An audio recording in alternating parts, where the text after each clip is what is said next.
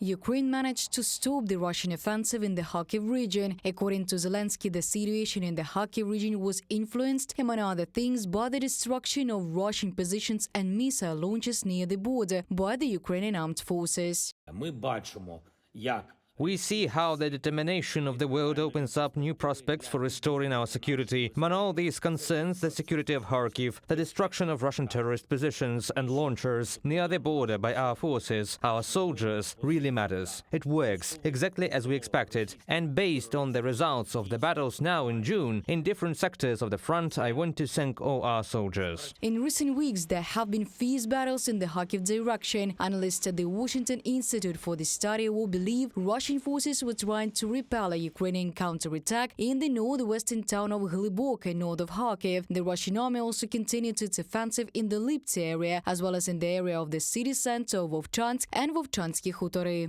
At least 30 of the Russians surrounded in a chemical plant in Vovchansk surrendered over the weekend. The others have nowhere to run and nowhere to hide. And now the Ukrainian Air Force has taken aim at them with precision glide bombs. Several Ukrainian brigades, including the elite 82nd Air Assault Brigade, raced north to meet the Russians. Freshly rearmed with munitions, rush-shipped from the United States, the Ukrainians fought the Russians street by street, building by building, and halted their advance in late May. David X, military correspondent for Forbes magazine. Military situation has been radically changed in favor of Ukrainians by the U.S. permission to strike targets on Russian territory. Now Russia is forced to move its forces from the south and Donetsk direction to the north of the Kharkiv region to reinforce their positions.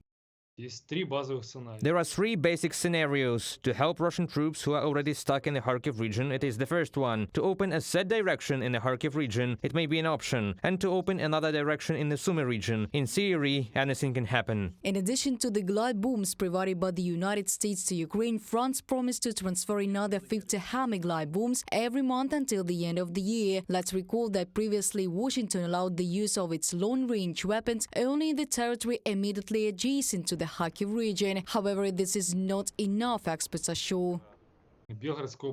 This will definitely not be limited to the Belgorod region. It will be Kursk region and Bryansk region, again depending on the concentration of forces. I am sure that our command and political leadership are constantly discussing this issue. The main thing is that there is the first permit. The second one will be, let's say, a little easier to obtain on the border territory. I'll tell you more. Our military doesn't want to talk, to name the mileage for which they have been green-lighted. On May the 22nd, both Republicans and Democrats spoke in favor of giving Ukraine the opportunity to fight as it considers necessary, namely to use American weapons to strike Russian territory. They sent a corresponding letter to the head of the Pentagon. Later, during a meeting with Joe Biden in Paris on June the 7th, Volodymyr Zelensky stressed that without U.S. permission, Ukraine will not be able to use missiles supplied by other countries, in particular the UK, against targets in Russia, despite the fact that London has lifted restrictions on the usage of its weapons.